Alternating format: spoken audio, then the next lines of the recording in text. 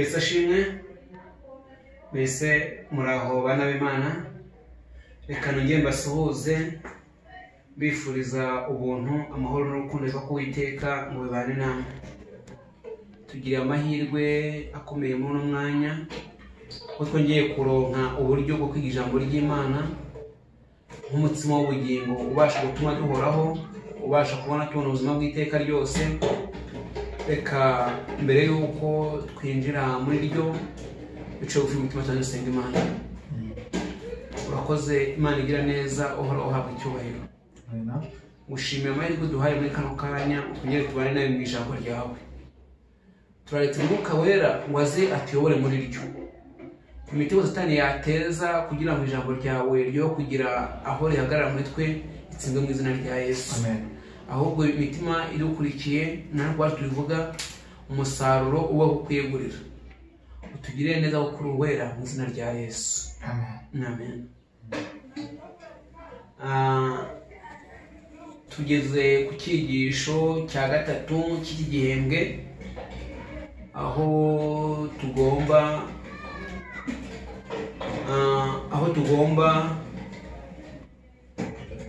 kongera kureba muri cya gitabo cy'ugiye kwa kabiri.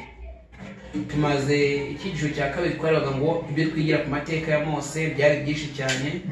Mose nk'umuhanuzi w'Uwiteka washushanyaga Yesu uzaza, aho yabivugiye ngo Uwiteka azahagurutsa umuhanuzi umeze nkanjye muri mwebwe.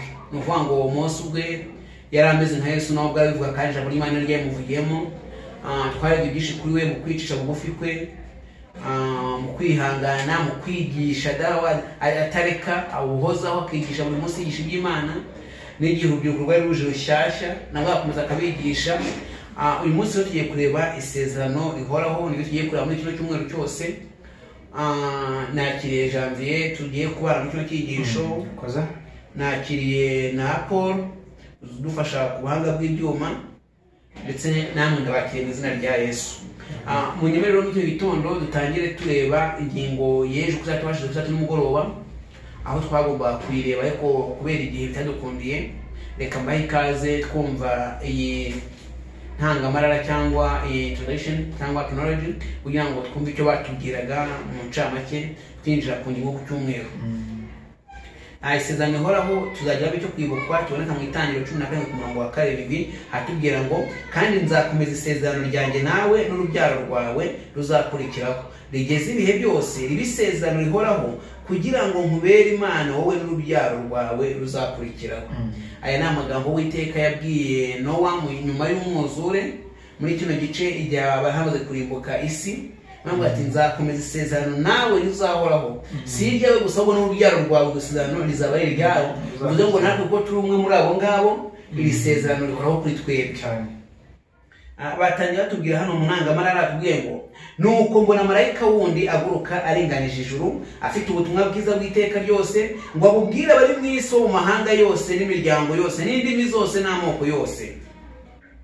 Biboneka mu Byahishuwe 14 umurongo wa 6. Wite kuri aya magambo, ubutumwa bwiza bw'iteka ryose nk'ikiriho ibihe byose, nk'uko byabayeho kera kose, nk'uko wabisezeraniwe muri Kristo Yesu uhereye kera kose. Afite ubutumwa bwiza bw'iteka ryose. Marayika wagaragaye tubonye isezerano Uwiteka yasezeraniye Nowa ryari ry'iteka ryose. Ubutumwa marayika yari atwaye mu cyitwa Byahishuwe 14 umurongo wa 6 nabwo bwari ubutumwa bwiza bw'iteka ryose. Kuko ubisezerana ahoraho, niyo mpamvu n'iryo sezerano ari rihoraho. Batubwiye ngo bityo si igitangaza ko mu bindi bihe Bibiliya yavuze ibyerekeye isezerano rihoraho. Muri itangiriro 14 nk'uko twabisomye, Yesaya 24, Ezekiel 16 ndetse n'Abaheburayo 13.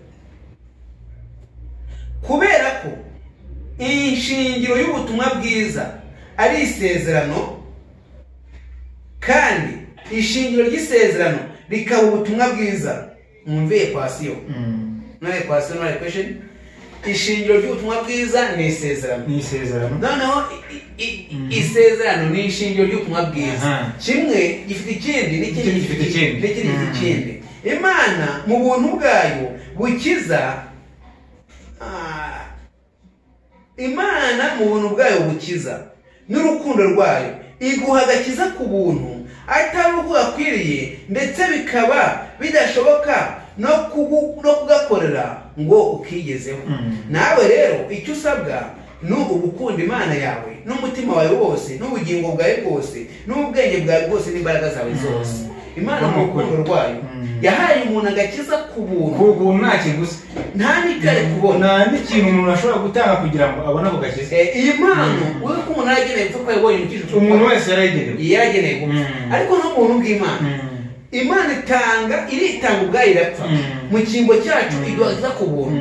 None icyo usabwa natwe ni ugukunda, uko yabicunguye tuyikundishe umutima wacu, imbaraga zacu, ubwenge, uko turi twese twishyira mu biganza bya nicyo dusaba. Iki dusaba ni ugukunda, ni ukuyikunda. Kandi urwo rukundo rugomba kugaragarira mu gukurikiza amategeko y'Imana. Ikintu kitumenyesha ko tumuzi nuko twitondera amategeko ye. Muri iki cyumweru tuzarebera ku bijyanye n'isezerano nk'uko byavuzwe mu gitabo cyo Gutegeka wa 2, aho isezerano n'ibiri kubiyemo byose byashyizwe ahagaragara. Iyi ni ingingo yo ku isabato nimugoroba, aho ikintu mushaka kumufatamo twabonye impano ikomeye itari kuzigezaho. Noneho Imana ikomeye itari kuzigezaho, nta yindi nyiturano ijuru ridusaba, ahubwo yasako riradusaba kurikunda mu mpangayike zacu zose. Ni ugukunda nyiri gutanga izo muhe, ubwo buntu. Pawulo yavuze ngo namwe murya, munywa, mwambara, muvuga, mukore byose guhimbaza Imana. Kwihimbaza imitima yacu niryo turi Imana ikeneye, rero nta kazi ifite, ahubwo ni kubw'ubuntu bw'Imana. Kandi twari kuvuga ku magambo gusa ngo dukunde Imana, ahubwo icyo dusaba ni iki? Uvuga ko ayikunda yitondera amategeko yayo, akwiye kugenda nk'uko yagendaga. Reka tujye kuri uyu munsi ku wa mbere, aho tugiye gukora isezerano n'ubutumwa bwiza.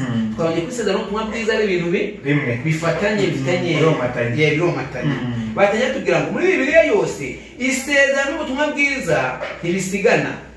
Nubwo igitekerezo cy'isezerano cyabayeho mbere yo kubaho kw'ishyanga rya Isirayeli, urugero isezerano Imana yagiranye na Nowa, ndetse nubwo ibyasezeranywe mu isezerano byabayeho mbere yo kubaho kw'ishyanga rya Isirayeli, byagaragajwe mu buryo bweruye binyuze mu buryo Imana yashyikiranaga n'ubwoko bwayo ihereye kuri ibi bisekuru byabo by'abakurambere. Uhereye kera kose ukuri shingiro kw'isezerano kwari ubutumwa bwiza, agakiza kubwo kwizera gusa. Isezerano Imana yajyanye na Isirayeli ni isezerano yakoranye na Nowa n'igihe Abisirayeli batari babaho, ariko ikiza cy'isezerano ryari isezerano ry'agakiza, kandi hari bizamugo n'urubyaro rwanyu ruzakurikira. Mbega ikintu Imana yashaka ku muntu kwa kumusezerana amasezerano, ikintu yamushakaga ni ukumukiza, ni ukugira ngo agende abashakira inzira, ariko intego n'ayo masezerano yose kwari ugucungura umuntu, kwari ugucungura umuntu kuva mu gihe cya Nowa kuza ukaza ukagera mu gihe kizagenda gikurikiraho. Nta kindi Uwiteka yashakaga kitari cyo kuba yakiza umuntu. Soma amagambo ari mu Itangiriro igice cya 12 umurongo wa mbere ugeze uwa 3, n'Itangiriro igice cya 15 umurongo wa 5 n'Umunani, n'Abaroma 14 n'Abaroma 4 umurongo wa mbere ugeze wa 5. Ibyasezeranywe mu isezerano ryahawe Aburahamu nyuma waje kwitwa ibyahawe Aburahamu nyuma kwitwa Aburahamu ni ibiki, kandi ni mu buhe buryo ubutumwa bwiza bwahishuwe mu byasezeranywe muri iri sezerano. Jya mu Itangiriro 12 umurongo wa mbere ugeze 3. Rugenda dusome. Yego. Umutwe bavuga ngo Uwiteka yohereza Aburahamu i Kanani. Umurongo wa mbere. Uwiteka ategeka Aburahamu ati, va mu gihugu cyanyu, usige umuryango wanyu n'inzu ya so, ujye mu gihugu nzakwereka, nzaguhindura ubwoko bukomeye, nzaguha umugisha, nzogeza izina ryawe uzabe umugisha, kandi nzaha umugisha abakwifuriza umugisha, kandi uzakuvuma nzamuvuma, kandi muri wowe nimo imiryango yose yo mu isi izaherwa umugisha. Nyamara gatano bavuze ngo Aburahamu yizera Uwiteka amusezeranya isezerano. Hanyuma y'ijambo ry'Uwiteka riza kuri Aburahamu mu iyerekwa riti Aburahamu witinya n'ingenga bigukingira uzagororerwa ingororano ikomeye cyane. Aburahamu aramubaza ati mwami Uwiteka uzangororera iki ko ngende ndi incike kandi uzazungura urugo rwanjye akaba ari Eliyezeri umunyamadasiko? Ati dore nta rubyaro wampaye kandi wavukiye mu rugo rwanjye azaragwa ibyanjye. Maze ijambo ry'Uwiteka riza kuri we riti uwo si uzaragwa ibyawe ahubwo uwo si uzaragwa ibyawe ahubwo uzakomoka ku rukiryi rwawe niwe uzabiragwa. Aramusohokana aramubwira ati rarama urebe mu ijuru ubare inyenyeri niba wabasha kuzibara. Ati urubyaro rwawe niko ruzangana. Hano ntabwo nashaka gusoma amagambo yose, tumwe turebye amasezerano ngo wazusomera. Reka turebe Abaroma 4 yego umurongo wa 5. Baravuga ngo umutwe uravuga ngo Aburahamu atsindishirizwa no kwizera. Yego. Niba ari uko biri twavuga iki kuri Aburahamu sokuruza ku mubiri?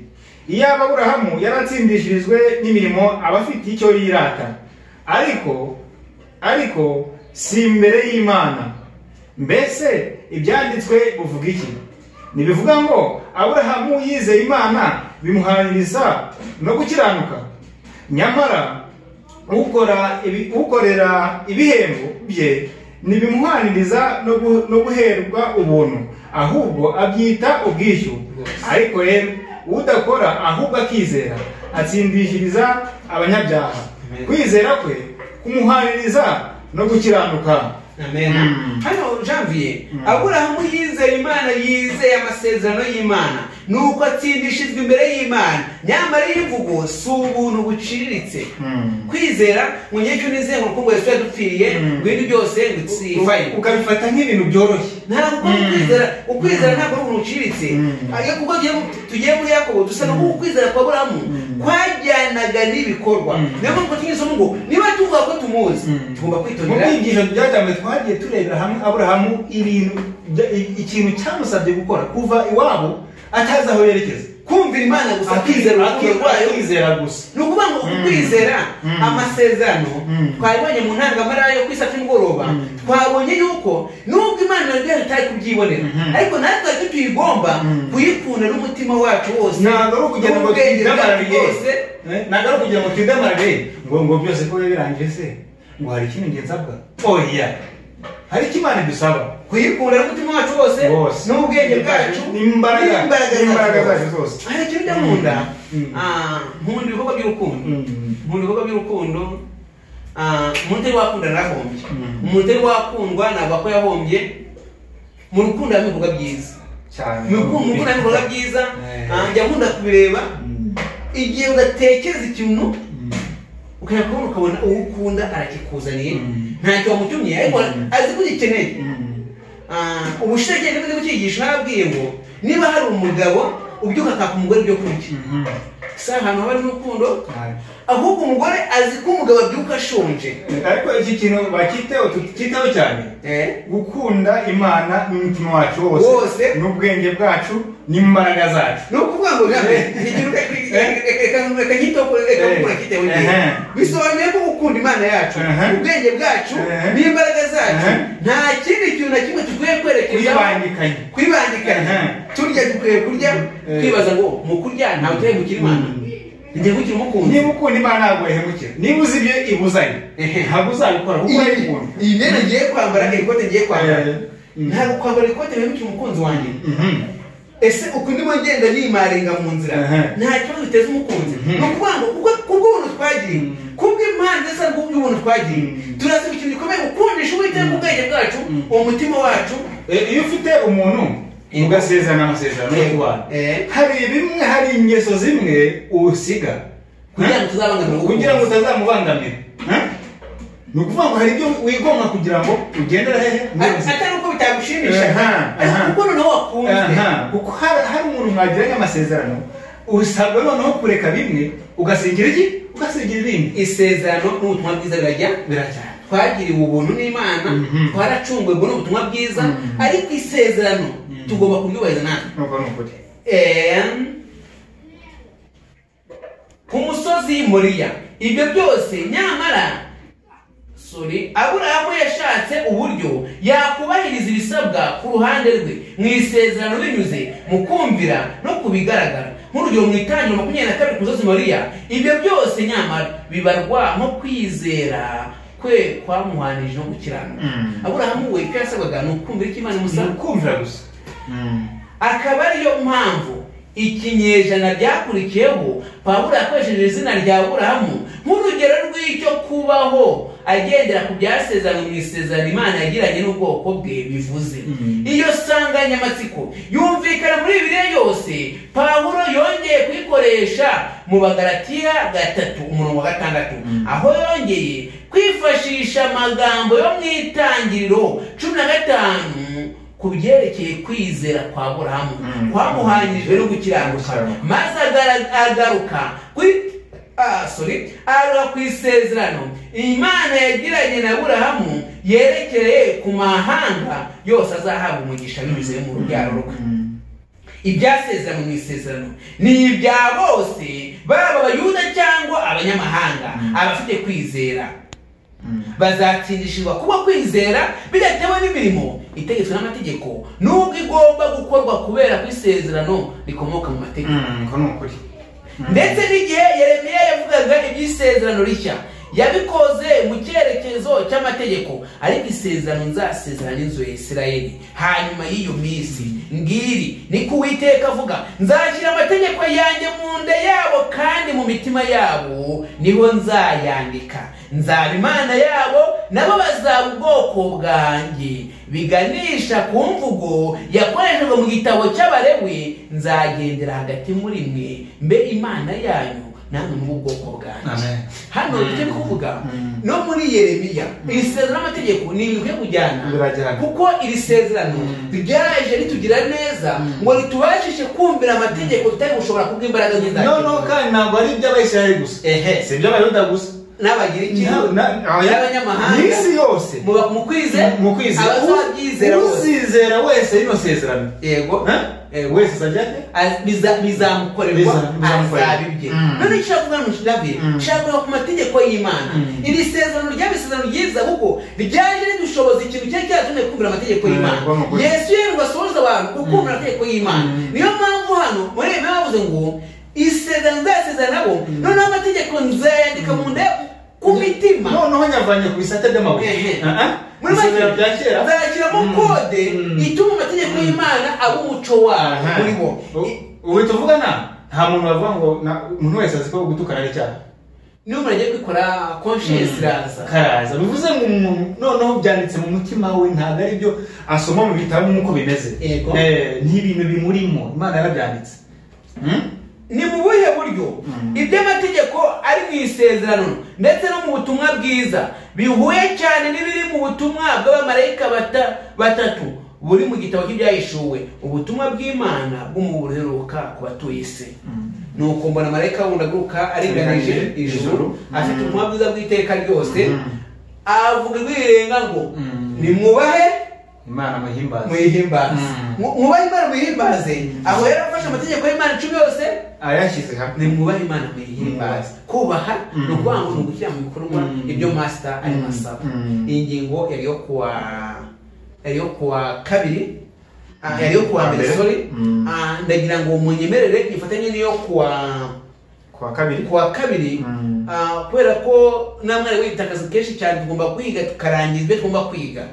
Bavandi mu dukurikiye tugomba kwiga tukarangiza, tugomba kwiga nta gihe cyo gupfusha ubusa.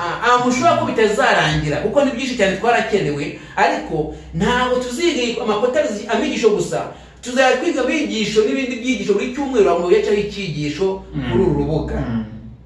Niyo mpamvu ndagenda afata ku munsi tuzatuhereza ingingo byiza amigisho, bivuze ngo tuzatugera Thursday kuwa kane ibyigisho tubirangije, noneho kuwa nyuma w'iminsi 7 hagomba kuboneka ifunguro riri double cyangwa riri double nk'uko mu mihango y'Abisirayeli bimeze. Reka tubabwire ko mwiri ijambo nanza ririmo mitegure kurya. Nta yindi mpamvu kudutera, twarakererewe, tugomba kwirukanka nk'abanyura ahantu habuzanyijwe. Ko no kuri Reka tujye ku ngingo yo kuwa kabiri, ubwo nejo twari kuzayiga ubwo isezerano na Isirayeli.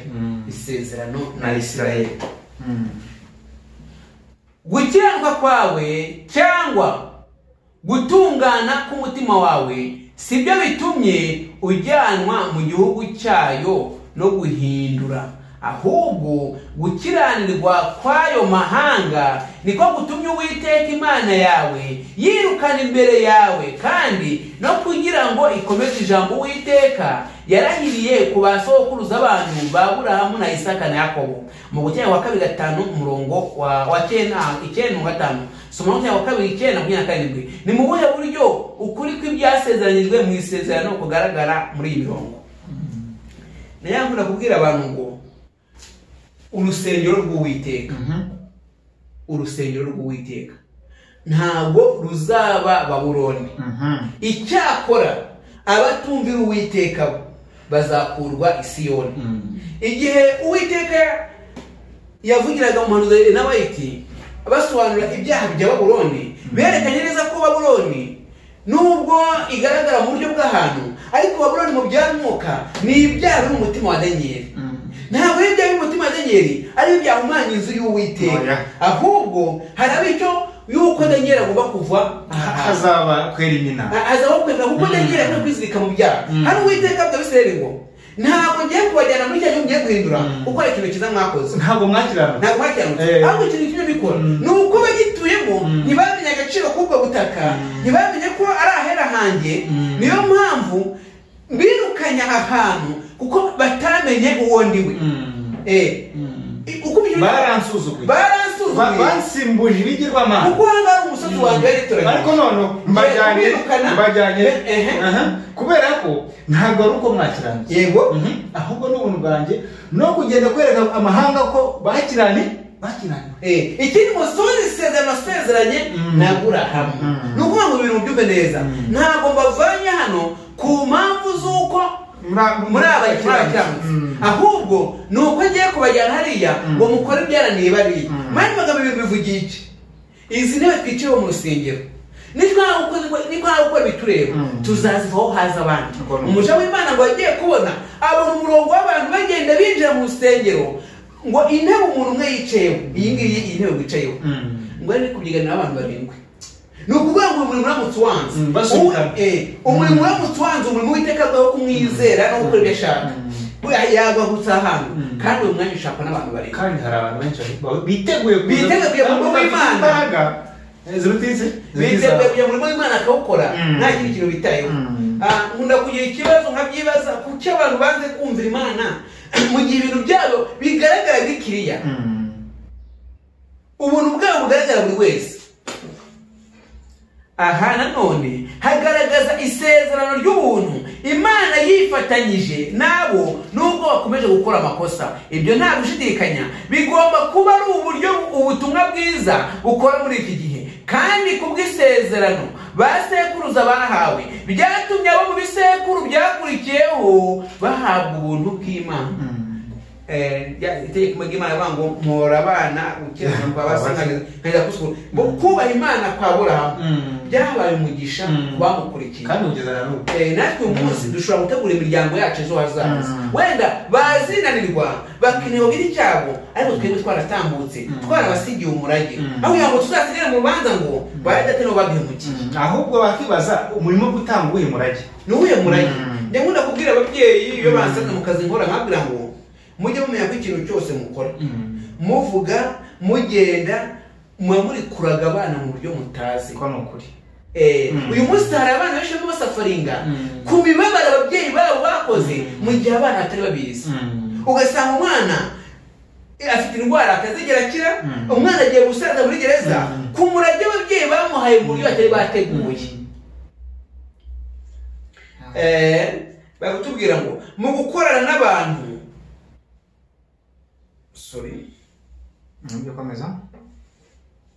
mu gukorana n'abantu bagiranye isezerano n'Imana muri rusange. Akenshi Mose yagaga ku by'abakurambere babo basezeranywe mu isezerano. Soma amagambo ari mu Kuva igice cya 2:24 no mu Kuva 6:8 no mu gitabo cy'Abalewi 26:22. Ibyavuzwe aha ngaha icyavuzwe ahangaha gifasha kwerekana uburyo ibyasezeranyijwe mu isezerano bikorwa. Icyavuzwe ahangaha gifasha kwerekana uburyo ibyavuzwe mu isezerano bikora ni iki? Reka dusome. Yego. Reka dutangire mu kuva 2:24. Yego. Turavuga ngo Abayisiraheli batakiri Imana irabumva. Umurongo 24. Imana yumva umuniho wabo, yibuka isezerano ryayo yasezeranye na Aburahamu na Isaka na Yakobo. Imana ireba Abayisiraheli imenya uko bameze. Kuva 6. Yego. Kuva 6 umurongo wa 8. Ho haravuga ngo kandi nzabajyana mu gihugu namanikiye ukuboko yuko nzagiha Aburahamu na Isaka na Yakobo, nzakibaha kuba ibiragwa byanyu, ndi Uwiteka. Amen. Nyamara Abalewi 26:42 naho hari amagambo atubwira ngo nibwo nanjye nzibuka isezerano nasezeranye na Yakobo, niryo nasezeranye na Isaka, niryo nasezeranye na Aburahamu, nawe nzaryibuka kandi igihugu nacyo nzakibuka. Isezerano nasezeranye na Yakobo, Isaka na Aburahamu, harimo kuvuga ibintu Imana yarasezeranye n'abasokuruza babo bacu kera ku munsi bikaba bikigwe, ariko Imana ikabyibukira ikabyibuka kubera bo, ikaba hari ikintu ushobora kudukorera kubera nzagira neza inzu ya Dawidi mubawe kwera muvandimwe unkurikiye. Uyu munsi ushobora gukora neza bikaba inyungu kuri wowe n'abazagukurikira no ku muryango uzagukurikira. Raga neza abazagukomoka, raga neza itsinda uvamo, raga neza igihugu uvamo. Pawulo avuga ku Isiraheli mu gihe cya Pawulo avuze ngo kugeza umunsi uracyari abatoni ku Mana kubwo kubw'abasekuruza babo. Kandi rega mbavanyimwe ntabwo ari kera bikora uyu munsi niho utegura ejo hazaza. Kuvanwa mu Misiri, ikimenyetso gikomeye cy'ubuntu bw'Imana bukiza, nabyo byari bishingiye ku isezerano Uwiteka yagiranye na basekuruza. Ibyo ni ukuvuga ko na mbere y'uko bagenerwa baba bagiye mu rwego rw'isezerano bavuka, hari ibyari byarasezeranijwe ku bwabo. Niyo mpamvu nta ruhare babigizemo. Tubivuze dutyo, babonye gucungurwa basezeraniwe ari byo Imana yabakoreye binyuze mu bwitangaza n'ibyabaye mu rugendo rwo kuvanwa mu Misiri. Mu by'ukuri ibintu ntibyarangiriye aho. Bavuye mu Misiri berekeza hehe? Yego, ni ku musozi Sinayi, aho Imana yagiranye nabo isezerano ku mugaragaro. Kandi ishingiro ry'iryo sezerano ryari ubutumwa bwiza n'amategeko, amategeko 10 y'Imana ariyo basabwe kumvira, ariko kugaragaza umushyikirano bafitanye n'Uwiteka Imana yabo yabacunguye ubutumwa bwiza. Bityo kenshi na kenshi mu butegeko wa 2 hahamagarirwa kumvira ayo mategeko nk'umugabane w'isezerano. Ku ruhande rwabo bemeye ku musozi wa Sinayi. Aya mategeko hano yerekana urukundo rw'Imana, ubuntu bw'Imana, ububasha bw'Imana, yuko ibintu by'Imana n'amategeko yayo n'urukundo rw'Imana. Ubundi Imana yakoresha ukuri. Amategeko y'Imana agomba kugira uruhe ruhare mu mibereho yacu muri iki gihe. Amategeko y'Imana ndavuze kare ngo niba tuvuga ko tumukunda twitondera amategeko ye turababeshi.